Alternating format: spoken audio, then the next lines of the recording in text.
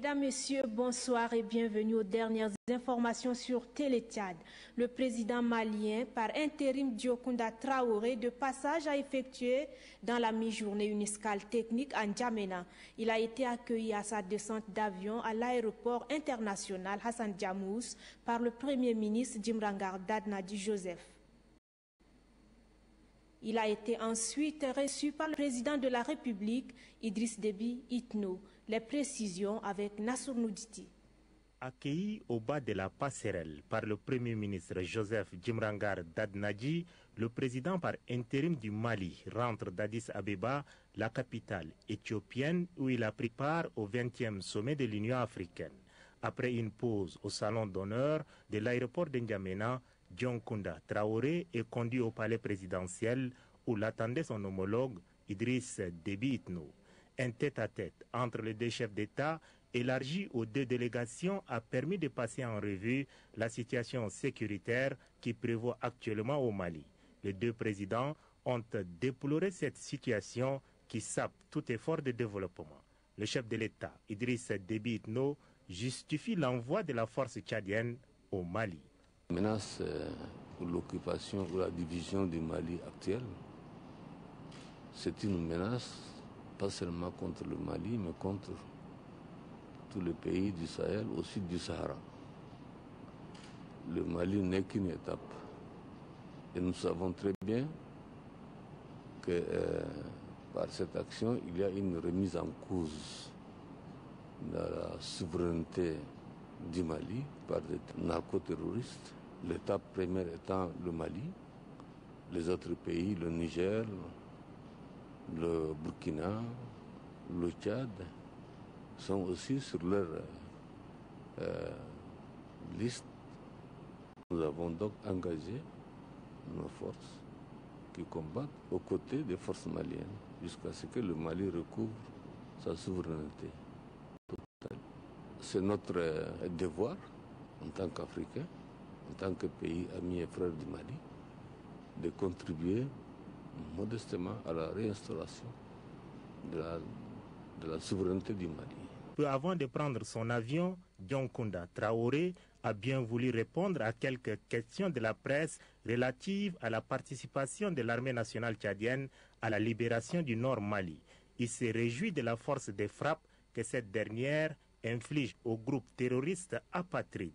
L'ANT, faut-il le rappeler, a fait fuir comme des lapins ces terroristes sans foi ni loi des villes de Ménéka, Gao, Kidal, et la traque ne fait que commencer. Nous nous sommes adressés au Tchad et il a répondu. Il a répondu promptement, il a répondu massivement et il a répondu efficacement. Et je pense que c'est une présence que nous apprécions énormément.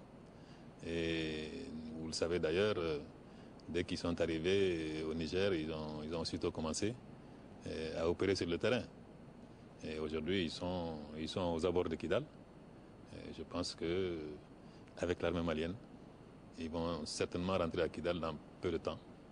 Et nous allons continuer, toujours ensemble, le reste des opérations, pour la souveraineté du Mali et pour la dignité de l'Afrique. C'est au bout d'une heure, 30 minutes de discussion, que le chef de l'État malien par intérim a pris congé de son hôte. Comme à l'arrivée, il a été raccompagné à l'aéroport international Hassan Diamous par le Premier ministre Joseph Djimrangar Dadnadi.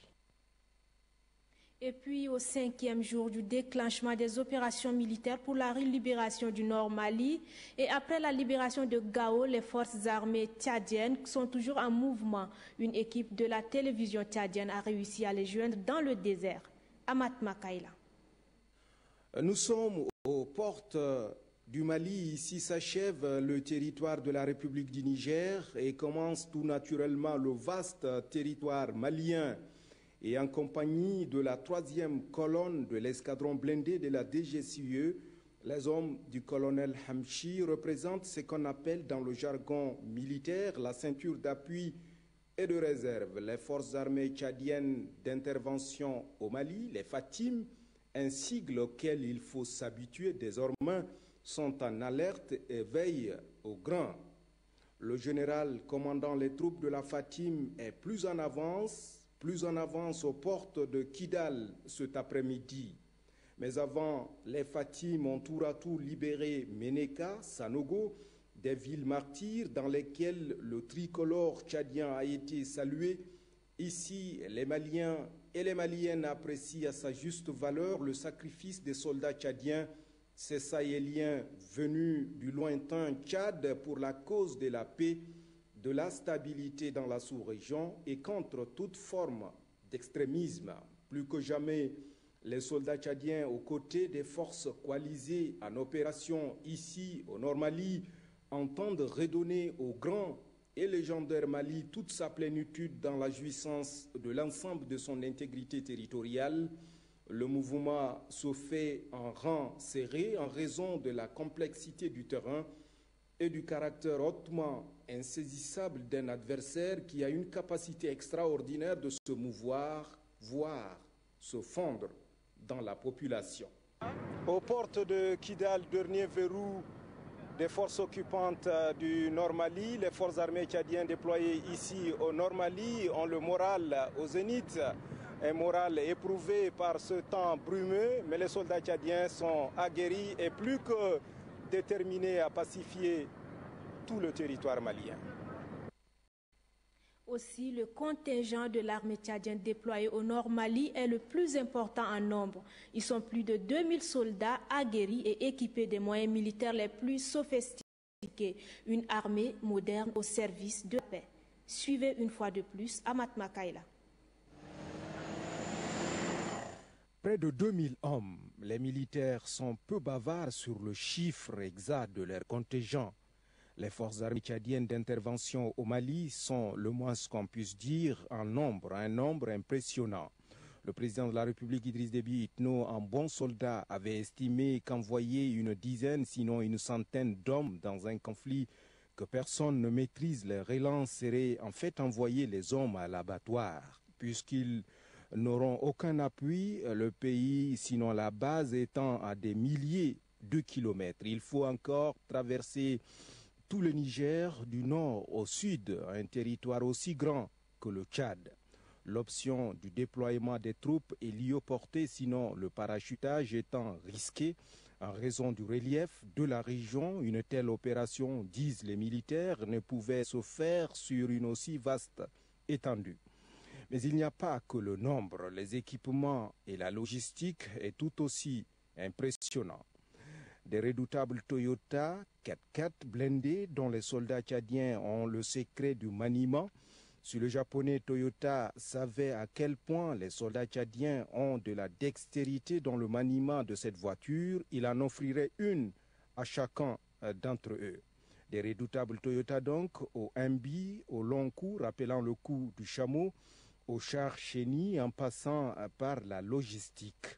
Le dispositif de l'armée tchadienne déployé ici au Nord Mali aspire la crainte, le respect, mais aussi l'admiration. Tout ceci a un prix que l'État tchadien s'est donné les moyens pour le payer.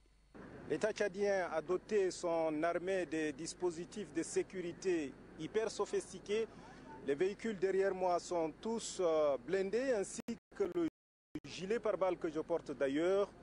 D'abord pour la sécurité des hommes, mais aussi pour l'affermissement de la force de frappe. Restons toujours au Niger, où se trouve depuis quelques jours le ministre tchadien de la Communication, Hassan Sila Bakari. Le porte-parole du gouvernement tchadien a été reçu cet après-midi par le chef de l'État nigérien, Mahamadou Youssoufou. Au menu de l'entretien, l'engagement des forces tchadiennes et nigériennes dans la guerre de libération du Mali. Les précisions de Alamine Kader. En visite de travail depuis quelques jours à Niamey au Niger, le ministre de la Communication porte-parole du gouvernement Hassan Sila Bakari a été reçu en audience par le président nigérien Mahamadou Youssoufou.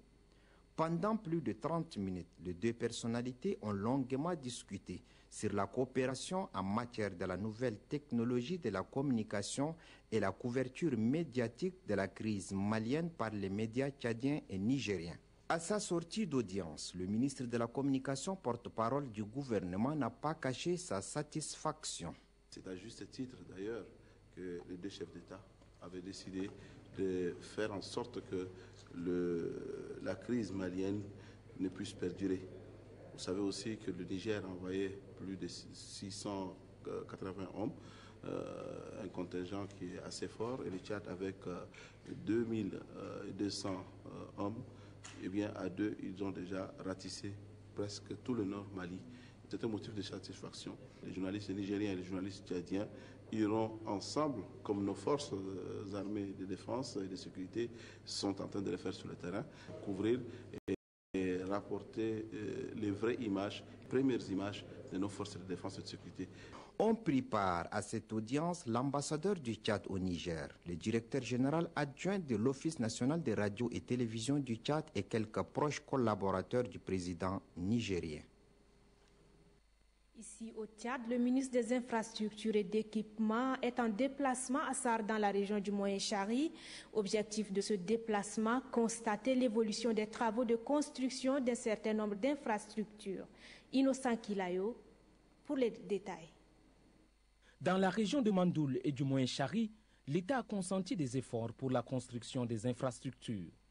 Pour constater l'état d'avancement de ces multiples chantiers, le ministre des Infrastructures et de l'Équipement, Gatangoulou, a fait le déplacement de Sar. Dans le chef-lieu de la région du Moyen-Chari, le ministre des Infrastructures et de l'Équipement s'est rendu à la villa présidentielle en pleine réfection et également sur le pont de Hilibongo, déjà construit sur le fleuve Chari. Le ministre des Infrastructures et de l'Équipement a annoncé que d'ici quelques jours, les ouvrages dont les travaux ont pris fin seront inaugurés. Gatangoulou annonce également le lancement des autres ouvrages dans la région. Il s'agit précisément des projets de construction de la route Sar-Amtiman en passant par Kiabé. C'est avec la mission du chef du département des infrastructures que s'achève cette édition. Merci de votre fidélité et excellente nuit à tous.